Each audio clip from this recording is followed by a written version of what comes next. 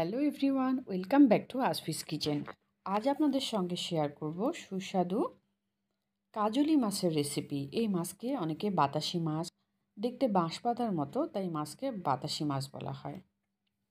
এই মাছ কিভাবে রান্না করব, যারা নতুন রাঁধুনি এই রেসিপিটি দেখে তৈরি করে নিতে পারেন সুস্বাদু বাতাসি মাছ রান্না। আসুন দেখে নিন। আজকের এই স্পেশাল রেসিপি তৈরি করার জন্য আমি নিয়েছি কাজলি মাছ হাফ কেজি পরিমাণ। এই মাছকে অনেকে বাতাসি মাছ বলে, দেখতে বাঁশপাতার মতো, তাই একটি পাত্রে, যে পাত্রে আমি রান্না করব সেই পাত্রে দিয়ে দিচ্ছি পেঁয়াজ কুচি। পেঁয়াজের পরিমাণটা একটু বেশি দিলে টেস্টি হবে, কারণ আমি যেহেতু কোনো সবজি ব্যবহার করছি না। দিয়ে দিচ্ছি 1 চামচ পরিমাণ রসুন বাটা।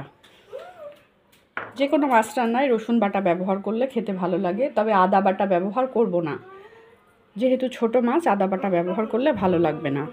দিয়ে দিচ্ছি স্বাদ মতো লবণ, হলুদের গুঁড়া হাফ চা চামচ, লাল মরিচের গুঁড়া 1 চা চামচ, ধনে গুঁড়া হাফ চা চামচ। চাইলে জিরাও ব্যবহার করতে পারেন, তবে যারা অ্যাভয়েড করতে চান জিরাও অ্যাভয়েড করতে পারেন। এবার দিয়ে দিচ্ছি তেল, সয়াবিন তেল বা সরিষার তেল, যে কোনো তেল আমরা ব্যবহার করতে পারি। এখন সব উপাদানগুলো হাতের সাহায্যে খুব ভালো করে মাখিয়ে নিতে হবে। এই মাখিয়ে নেওয়ার উপরে কিন্তু এই ছোটো মাছ রান্নার স্বাদ অনেকটা নির্ভর করে। মাখিয়ে নিলে পেঁয়াজটা সফট হয়ে যায়। এভাবে মাখিয়ে রাখার পরে 5 মিনিট পর আমি দিয়ে দিচ্ছি এই মাছগুলো। পেঁয়াজগুলো সফট হয়ে গেছে, এখন আমি এখানে দিয়ে দিচ্ছি আমি যে পরিষ্কার করে রাখা মাছগুলো, এই মাছগুলো।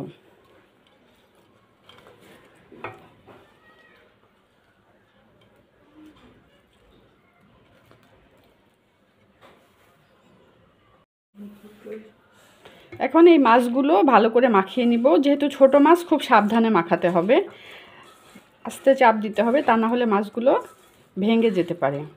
এখন সাবধানে মাছগুলোকে আমি মাখিয়ে নিয়েছি।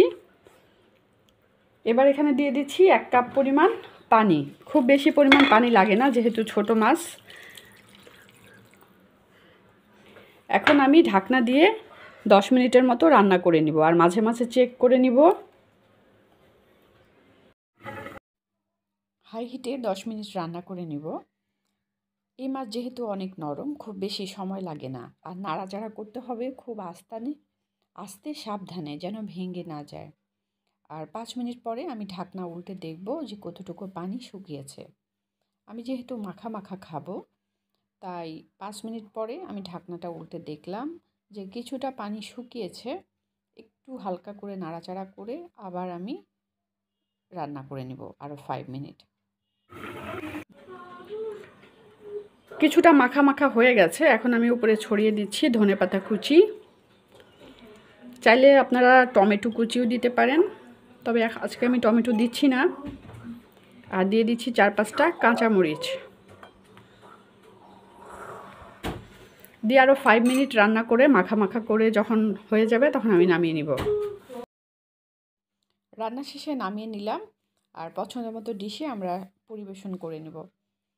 খুব সহজে ঝটপট রেডি হয়ে গেল সুস্বাদু কাজলি মাছ বা বাঁশপাতা মাছ। এভাবে মাছ রান্না করে গরম গরম ভাতের সাথে খেতে দারুণ মজা লাগবে। আমার ভিডিওটি কেমন হয়েছে কমেন্ট বক্সে অবশ্যই জানাবেন। বেশি বেশি লাইক এবং শেয়ার করবেন। দেশ বিদেশের বিভিন্ন ধরনের রান্না দেখতে চোখ রাখুন আসফিস কিচেনে।